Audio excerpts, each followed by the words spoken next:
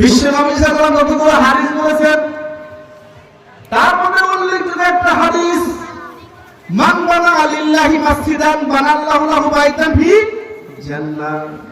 আল্লাহ রাসূল বললেন, আমার যে ব্যক্তি, আমার যে বান্দা আল্লাহর জমিনে একটা মসজিদ নির্মাণ করবে, আল্লাহ রাব্বুল আলামিন তার জন্য জান্নাতে ঘর তৈরি করে দিবেন। জোরে বলি সুবহানাল্লাহ। আর বলা কথা আছে, এই পৃথিবীতে আমরা এখন শেষ প্রান্তে আসছি। পৃথিবীর বয়স এখন শেষের দিকে, যার কারণে ঘন ঘন ভূমিকম্প দেখা যাচ্ছে। বলেন ঠিক কিনা? এ যাবত এক সপ্তাহের বিনিময়ে মধ্যেই ঢাকার মধ্যে 9 বার ভূমিকম্প হয়েছে। বলেন কয় বার?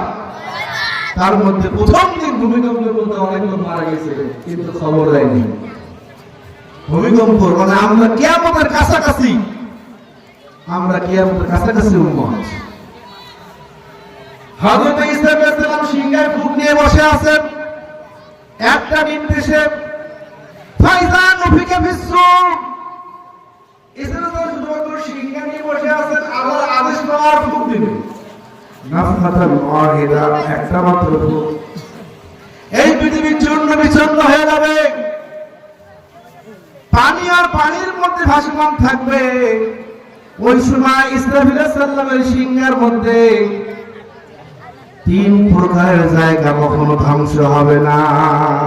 কয় প্রকারের? 1 নম্বর হচ্ছে সিনেমা হল। হুজুরি টাকাটা কই না, এটা না 3 টাকা কথা ভাই, আমি এটা একটু দিয়ে আনি। 1 নম্বর কি বলেন তো? Cinema hall. সে ভাঙবে না, ইস্তেকামত থাকবে, ভাঙবে না। 2 নম্বরে মাদ্রাসা, 3 নম্বরে মসজিদুল্লাহ, আল্লাহর ঘর মসজিদ। এই তিনটার একটা নষ্ট হবে না। ঈসা আলাইহিস সালাম দায়িত্ব ছেড়ে দিয়ে বলবেন, আল্লাহ বারবার নির্দেশ দেওয়ার পরে ভাঙছে না, আল্লাহ গো তুমি তোমার কুদরতি কণ্ঠ দিয়ে তাদের সঙ্গে মুতাকাল্লিম কথা বলো। জোরে কি সুবহানাল্লাহ বলবেন না? আল্লাহ রাব্বুল আলামিন মাদ্রাসা আর মসজিদের জায়গাগুলোকে নোটিশ করে দিয়ে বলবেন, বলো বলো বলো, তোমার কোনো কি কার কথা আছে, অভিযোগ আছে, কোন কি মতামত দেওয়ার আছে? আল্লাহ রাব্বুল আলামিনের কথার জবাব এই মসজিদ আর মাদ্রাসা এবং সিনেমা হল তিনটাই জবান খুলে দিয়ে বলবে, হ্যাঁ আল্লাহ আমাদের অভিযোগ কিছু আছে। অভিযোগ আছে, বলো কি অভিযোগ? সিনেমা হল বলবে, আমার অভিযোগ হচ্ছে আমাকে যারা বানিয়েছে, তৈরি করেছে, যারা আঞ্জাম দিয়েছে, সভাপতি সেক্রেটারি ছিলেন, যারা মানুষদেরকে অপকর্মের দিকে লিপ্ত করেছেন, ওদেরকে ডাক দেন, আমার ভেতরে দেন, আমি সহকারে জাহান্নামের মধ্যে ঢুক দেব। জোরে বলেন না? এটা কি গুড সাইড না ব্যাড সাইড? এটা তো ব্যাড সাইড, খারাপ দিক।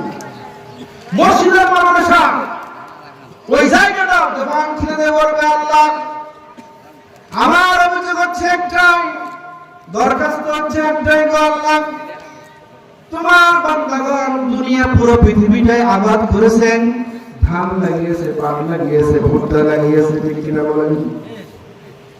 সব জমিনটাকে তারা কয়েকবার এক বছরে 3-4টা ফসল তুলেছে, কিন্তু কেবলমাত্র শুধুমাত্র একমাত্র এই ঘরখানা আল্লাহ রাব্বুল আলামিন তোমার বান্দাগণ কোনো আবাদ করে নাই, একমাত্র তোমাকে সিজদা দেওয়ার জন্য মাথাটা লাগিয়েছিল।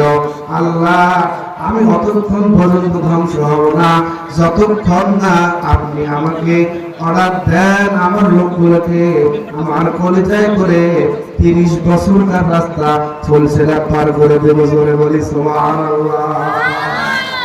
30 বছরকার রাস্তা চলছেরা আমি পার না করে দেওয়া পর্যন্ত ওই সমস্ত লোকদেরকে আমি এখানে আমি থাকবো না।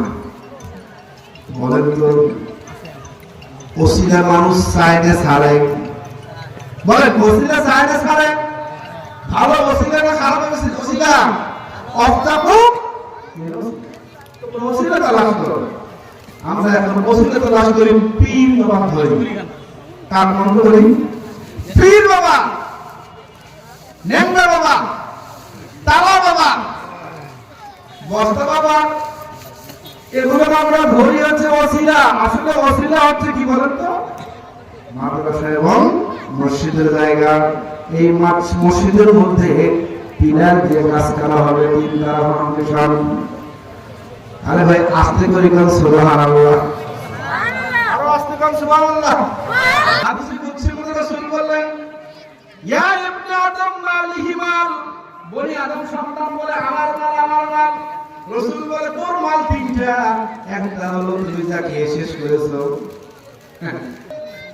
দুই নম্বর তুমি যা পরে শেষ করেছো পোশাক পাতি, এটা তোমার। তিন নম্বর বুদ্ধিমান লোক যারা, আর একটা তা হচ্ছে কিয়ামতের জন্য যা অগ্রে পাঠিয়েছে সেটা ধরে বলি সুবহানাল্লাহ। আর বাকি সম্পদ তোমার উত্তরাধিকারীর মধ্যে বন্টন হবে। মরিয়ে দেখ আমি ছাড়া তো তোর আমলনামায় দেবে না, বলে ঠিক কি না? এবং রাসূল বললেন উত্তম দান করা জায়গা কোনটা? ও আমার সাহাবীরা তোমরা জানো? আর রাসূল বললেন মসজিদু বাইতুল্লাহ, আল্লাহর ঘর মসজিদে দান করা উত্তম সওয়াব, করে বলি সুবহানাল্লাহ। যে ব্যক্তি মসজিদ দান করবে আল্লাহ বলেন ওই দানটা আমি আমার দান হস্তে গ্রহণ করি, আর ওই দানকারীর জন্য কিয়ামত পর্যন্ত তার বিয়া লালন করি। বলেন তো যে দানটা আল্লাহ গ্রহণ করে ওই দানটা ক্ষয় আছে? ক্ষয় নেই।